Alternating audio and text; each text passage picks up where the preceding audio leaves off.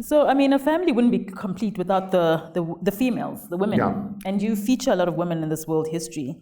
Was that deliberate and intentional on your part? Because we've seen that women often get erased from history, or if they are featured, they just objectified. I mean, there are so many examples in this book of women that we think we know from history and who actually have clearly been completely libeled and sort of appallingly treated. And there are other women that haven't appeared at all and we don't even know about. Now, this whole mission of writing this book was so concerned from the beginning with placing women where they belong in history.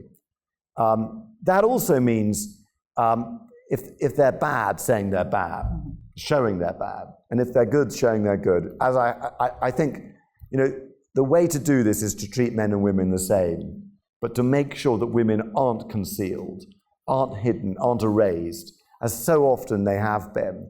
So that was part of the idea. And the great idea of family was it was so matriarchal. And so many societies are matriarchal, including many African kingdoms, which has been a joy to feature these characters, queen mothers, great queens, and some of them actually are fascinating characters. For example, Kösem of the Ottoman Empire. And it's not someone that I don't know how many of you have heard of her. Yeah. But what's fascinating about her, this is an enslaved woman. Who's literally an enslaved woman who starts off being stolen from her family, maybe in Ukraine, maybe in Greece. She's stolen by pirates who enslave her, probably kill her family, take her out, trade her, and then sell her to the harem of the sultans, the padishahs, which means emperors of the Ottoman Empire. And the Ottoman Empire is this colossal empire that ruled the whole of the Balkans, Constantinople, all the way to Iraq, all the way to the border of Morocco.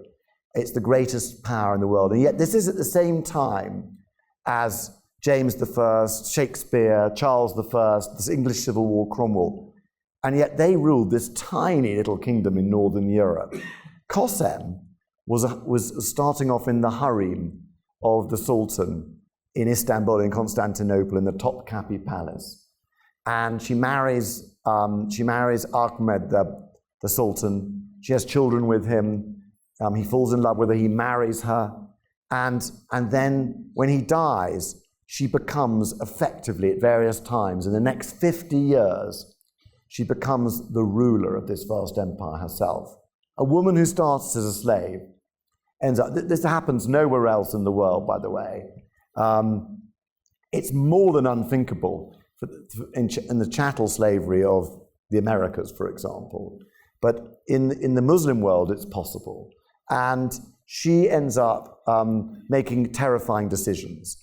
But we have some of her letters, so we can know her, which is a wonderful thing.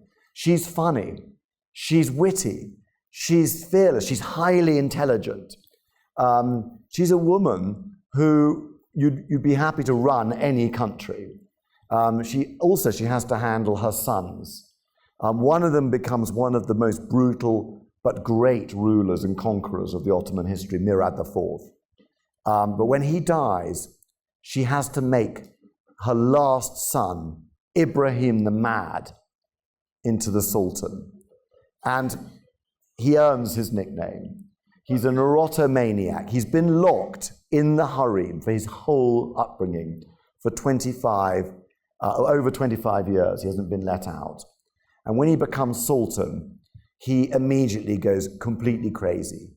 He's obsessed with very fat women. And he sends an order around the whole empire, bring me the fattest women you can find. The winner of this contest, oh, by the way, the other thing he's obsessed with is women wearing furs. And he wants women wearing furs from head to foot. A lot of women would be very happy with that, by the way. So fat and furry. Yeah. But the woman who won the contest was an Armenian girl from the Caucasus who was known as Sugar Lump. And Sugar Lump was brought to Istanbul, covered in furs, and given the revenues of the whole of Egypt, which was one of the provinces of the Ottoman Empire. Ibrahim sugar lump wasn't enough for him. He wanted more fat women in furs, and he sent more orders for more of them.